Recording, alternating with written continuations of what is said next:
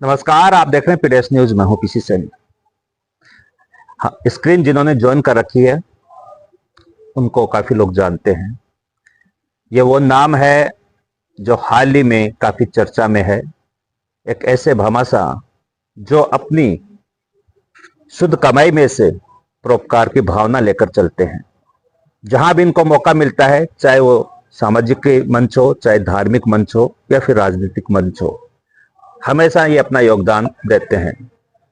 परिचय करवाना चाहूंगा श्रीमाधपुर विधानसभा क्षेत्र के एक ग्राम पंचायत हासपुर और वहीं के रहने वाले राजेंद्र कुमार सैनी उर्फ राजू भाई। क्षेत्र में, पूरी विधानसभा क्षेत्र में राजू भाई के नाम से इनको जाना जाता है। हाल ही में इनके द्वारा घोषणा की गई थी, जो गांव की गौशाला है, उस गौशाला का जो कार्यक्रम था उसमें घोषणा इन्होंने की थी कि गौशाला की आवश्यकता को देखते हुए, गौशाला की जो दैनिक कार्य होते हैं उनको देखते हुए वहां एक ट्रैक्टर की कमी महसूस हुई। इन्होंने घोषणा उस रात्रि कार्यक्रम में की। एक श्याम गौ माता के नाम वो कार्यक्रम का आयोजन हुआ था और उस घोषणा को अब ये पूरा करें। आने वाली 15 अप्रैल को वो ट्रैक्टर भेंट किया जाएगा और वो ट्रैक्टर जो है वो यहाँ श्रीमाधपुर से, जो बालाजी जिम है गौशाला, वहां से रैली के रूप में उस गौशाला तक पहुंचेगा। आपके दिमाग में शायद एक सवाल आ रहा होगा कि जब ट्रैक्टर दे रहे हैं तो रैली के रूप में क्यों? रैली के रूप में इसलिए ताकि हम सब जागरूक हो सके और इस तरह से जहां भी अपने को मौका मिले हम भी सहयोग करें। तो जानते हैं राजू भाई इतने बड़े भामाशाह के रूप में अपने जीवन को कैसे जी रहे हैं, ये भावनाएं इनकी कहां से आई, जीवन से लेके अब तक उनका क्या योगदान रहा, वो सारी बातें जानने के लिए आज हमारे से जुड़े हैं राजेंद्र कुमार जी और राजू भाई। सर, बहुत स्वागत है आपका हमारे चैनल पर। आपका नाम सुना था, भामाशाह के रूप में सुना था, हर क्षेत्र में आपका योगदान है। आज आपसे मुलाकात करने का अवसर मिला।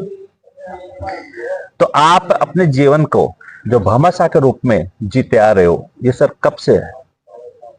सर अशोक जी, मैं इतना बड़ा भामाशाह तो नहीं हूँ जी, लेकिन जैसे कभी पढ़ता था, न्यूज़पेपर में पढ़ता था, आप जैसे जो चैनल होते हैं उन पे देखता था टीवी पर, कि मेरे मन में ऐसे विचार आते थे क्या मैं भी ऐसा कर सकता हूँ।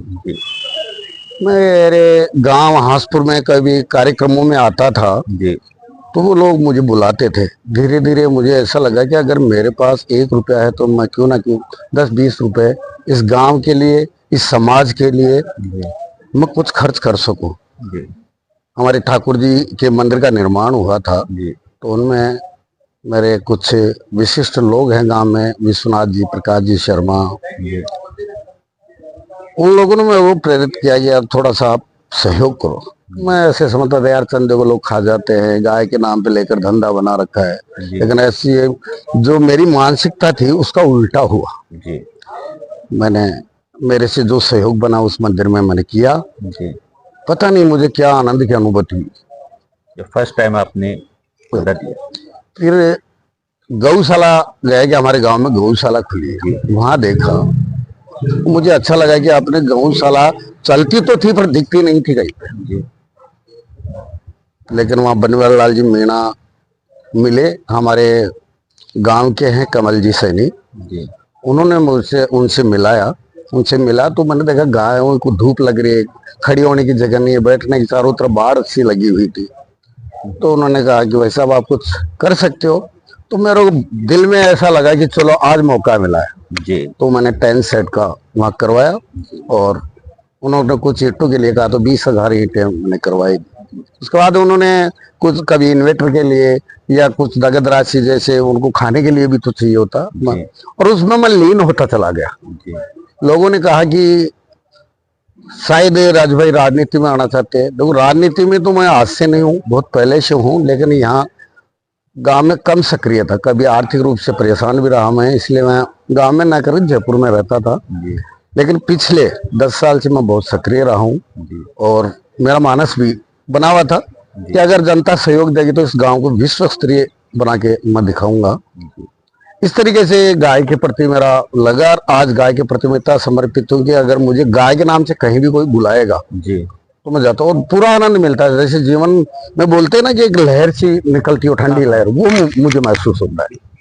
तो ये ट्रैक्टर भेंट करने की जो एक श्याम गौ माता के नाम कार्यक्रम है, अचानक है या पहले से सोच रहे नहीं सर, पहले से कुछ भी मानसिकता इतना सोच नहीं था, इतना सामान भी नहीं था मेरे पास, अन्ना है। लेकिन यहाँ गायकार थे, उनका नाम ओम जी मुंडेल जी। उन्होंने कहा कि पूरे गांव में कोई भी ऐसा नहीं है जो एक गाय माता के लिए जी। एक साधन उपलब्ध करा सके। उन्होंने ये भी नहीं कहा था कि आप नया दो, उन्होंने कहा था पुराना हो, हाँ। काम चलाऊ हो, लेकिन गायों के चारा लाने के लिए जी। होना चाहिए। मैं अभी उस कार्यक्रम में मौजूद था, कार्यक्रम सुन रहा था, हजारों लोग आए थे उस कार्यक्रम में। काफी बड़ा कार्यक्रम था वो। फिर कहीं ना कहीं मेरी अंतरात्मा जागी, मैंने कहा यार इनको 1 घंटा हो गया कहते, ऐसा तो गांव का नाम खराब जी। और मैंने सच्चे दिल से मन में यही सोचा था कि एक ट्रैक्टर अपन, तो फाइनेंस सेक्टर से आता हूँ मैं जी। तो कोई भी ऑक्शन का ट्रैक्टर लेके दे दूंगा। तो मैंने उस टाइम में ये घोषणा की, लेकिन बाद में मेरे अंतरात्मा ने कहा कि जब दान नहीं करना है तो शुद्ध कीजिए। तो मैंने नया ट्रैक्टर देने की है, जो अपन 15 तारीख को आप सब लोगों की उपस्थिति में देना था। तो सर जैसे अभी आपने राजनीति की बात की, तो इससे जुड़ा हुआ सवाल ही मैं कर लेता हूँ। फिर आपने कहा भाई आपको मौका मिलता है जनता का, अगर आप राजनीति में आते हो, सरपंच बनते हो या फिर जो पद आपने सोच रखा है, तो किस तरह का आप फिर गांव को किस तरह से देख रहे हो? मान लीजिए अगर जनता आपको मौका देती है तो क्या रहेगा? अगर रेल में बस्ती, मेरा गांव, जो समाज है, पूरा गांव अगर मुझे साथ देता है, जो मेरी सोच है उस गांव के प्रति, वो नहीं चुनाव हुआ हूँ, वहाँ प्रतिनिधि भी नहीं हूँ, लेकिन उसके बावजूद भी जो गांव वालों की सोच होती है, चाहे हमारे स्कूल्स हो, हमारे युवा साथी हो, उनके लिए मैं एक प्रेरणा स्रोत बनना चाहता हूँ। मुझे कोई पद का वो नहीं है, लेकिन जैसे मैं कई बार अखबार में पढ़ता हूँ जो चैनल, वो गांव विश्व स्तरीय है जहाँ विदेश के लोग भी देखने के लिए आते हैं। वहाँ जो आज के जमाने की व्यवस्थाएं होना चाहिए, जैसे देखो कचरा बड़ी समस्या है, चाहे शहर हो चाहे गांव। मैं मौका मिला तो सफाई की पूरी व्यवस्था करवाऊंगा। युवाओं के लिए लाइब्रेरी, जो शहर जाते हैं लड़कियां जो पैदल जाती हैं, बच्चियां, उनको बड़ी तकलीफ होती है, अभी समय थोड़ा ऐसा चल रहा है, तो उनके लिए मैं मेरे गांव के अंदर ही एक बहुत बड़ी लाइब्रेरी का जन सहयोग से, भामाशाहों के सहयोग से या ग्राम पंचायत के सहयोग, सरकार के सहयोग से मैं करवाना चाहता हूँ। और जो मेडिकल सुविधा हैं, जो 50-60 साल से ऊपर के जो लोग हैं जो नहीं इलाज करा पाते आंखों का, या जो ब्लड बैंक वगैरह हैं, इन चीज सब चीजों में जो मेरे मन में चल रहा है ना भाव, वो सब मतलब स्पोर्ट्स क्लब, एक जो जितनी भी कमेटियां बनती है जो गांव के विकास के लिए होती है, उसको मैं प्रत्येक वर्ग से, प्रत्येक समाज के, प्रत्येक जाति के लोगों को जोड़कर एक वो करना चाहता हूँ, और वो वैसे भी मैं करके दिखाऊंगा। अगर आप जनप्रतिनिधि भी नहीं बनते हो तो भी आपका ड्रीम? बिल्कुल बिल्कुल। जैसे देखिए आपको कोई पद की लालसा, पैसों की लालसा तो नहीं, भगवान वैसे सब दे रखा आपको। जब मेरा व्यापार चल रहा है तो क्या उतना पैसा मैं राजनीति में कमा पाऊंगा? राजनीति में पैसा लगता है, कलम हो जाती है ना, कलम की ताकत आ जाती है, तो फिर चीजें आसान हो जाती है, इसलिए वो जरूरी है, वो पावर करना जरूरी। उसके लिए मतलब उस दायरे में, कानून के दायरे में रहकर उस चीजों को करा सकूं, गवर्नमेंट से भी मैं अनुदान इस गाँव के लिए ले सकूं, भामाशाहों से भी लग, क्योंकि मैं बहुत सारी संस्थाओं से जुड़ा व्यक्ति हूँ, और अच्छे साधु संतों के सानिध्य में बैठा हूँ, तो राजनेताओं के सानिध्य में भी बैठा हूँ, तो मैंने उन लोगों से बहुत कुछ सीखा है।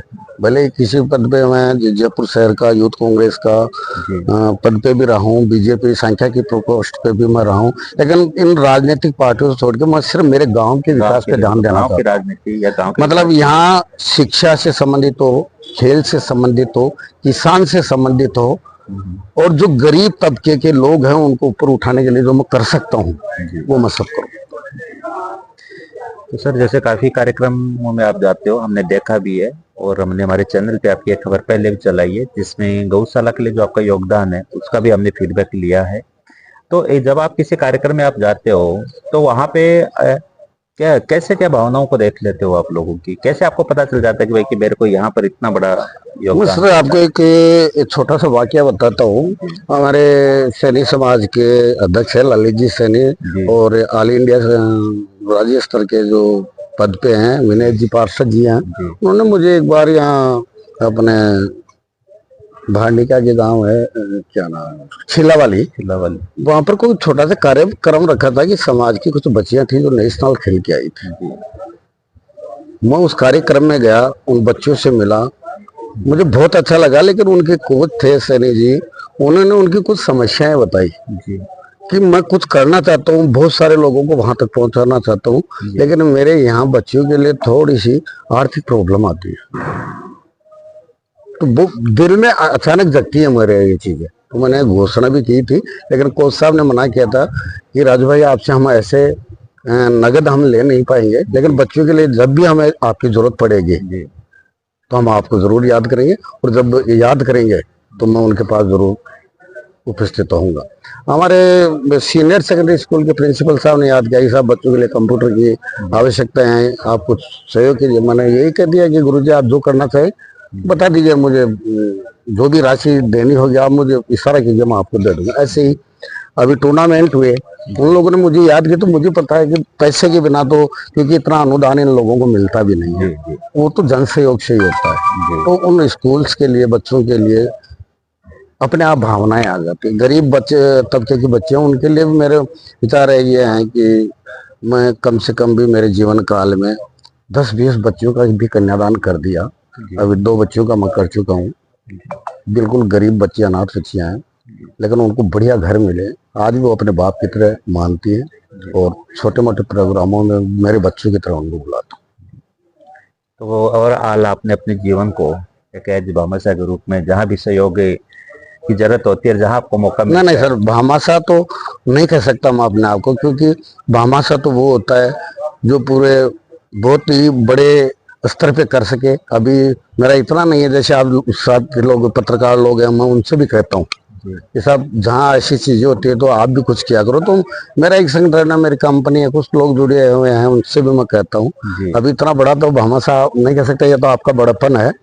बाकी सर, आप काफी सुंदर। समाज और गांव के लिए मैं बहुत कुछ करना चाहता हूँ, और भगवान ने अगर इस लायक बनाया तो पूरा विधानसभा क्षेत्र के लिए भी करूँगा। हम भी यही उम्मीद करते हैं और प्रेयर करते हैं कि आपको जरूर और भी ताकत मिले, क्योंकि आपका अगर मैं बात करूंगा तो फिर आप वही कहोगे जैसे मैं आगे और बताता, लेकिन आप कहने लग गए कि नहीं ऐसा कुछ नहीं, बड़प्पन है। हमने काफी सर्च किया है, छोटी छोटी आपकी हर बातें, आपने कहाँ डोनेट किया है, किस तरह से किया है, तो मतलब पूरा खेल आपकी भावनाओं का है। देखिए भाव सबसे बड़े होते हैं, वैसे तो काफी लोग पैसे वाले होते हैं, लेकिन जिसके दिल में भाव नहीं होता है वो नहीं कर पाते हैं। तो जैसे काफी जगह पे आपको इनवाइट भी किया जाता है, या फिर आप तक कोई मैसेज आता है कि भाई यहाँ इन बच्चों के लिए या फिर इस मंदिर के लिए या फिर इस समाज के लिए इस चीज की जरूरत है, तो वहां आप अगर नहीं रहे हैं। तब एक बार जो 15 तारीख का कार्यक्रम है उसके बारे में, और 15 तारीख को यहाँ से ये जो ट्रैक्टर रैली वो निकलेगी, फिर उसके बाद वो गौशाला पहुंचेगी। तो बीच से जो रूट कौन सा रहेगा सर? सर रूट कृषि मंडी गेट से जो बालाजी जी में है वहां से निकलेगी। सबसे पहले गणेश जी के यहाँ दर्शन करेंगे, इनका पूजन करवाएंगे, फिर ब्रह्मचारी होते हुए हांसपुर ग्राम में प्रवेश करके पूरे हांसपुर ग्राम में भ्रमण करके ठाकुर जी के मंदिर में आशीर्वाद लेंगे, और वहां से गौशाला के अंदर उनको समर्पित कर देंगे। तो हम आपसे भी निवेदन करते हैं कि इस कार्य में आप भी भागीदार बने और इस रैली का हिस्सा बने, ताकि इनके आत्मविश्वास को और भी मजबूती मिले, ताकि इसी तरह से ये क्षेत्र का नाम रोशन करते रहें और जरूरतमंदों की सहायता कर सकें। बहुत बहुत धन्यवाद राजू भाई, आपने समझ बहुत बहुत शुक्रिया।